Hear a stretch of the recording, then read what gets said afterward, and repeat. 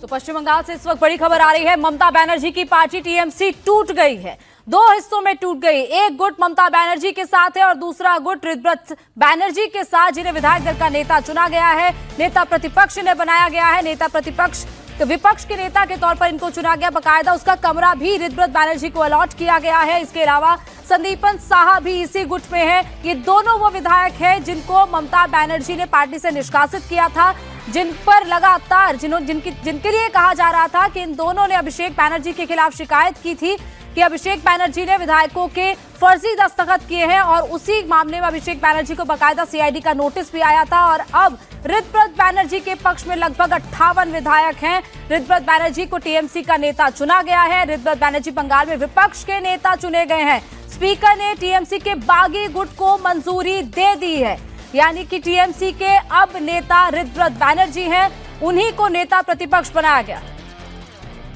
আমরা যারা এখানে তৃণমূল কংগ্রেসের প্রতিনিধিত্ব করছি, আমরা দায়িত্বশীল বিরোধীর ভূমিকা পালন করব, সদর্থক এবং গঠনমূলক বিরোধীর ভূমিকা পালন করব।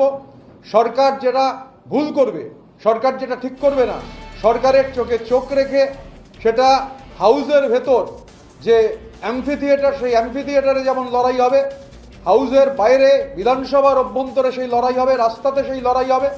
আবার সরকার যদি কোনো সদর্থক ভূমিকা পালন করেন, আমরা সেই সদর্থক ভূমিকার প্রশংসা করতেও পিছপা হব না। কারণ অপোজিশন ফর অপোজিশন সেক এটা কখনো গণতন্ত্রের রীতি হতে পারে না। আমরা চাই, আমরা আলোচনা করেছি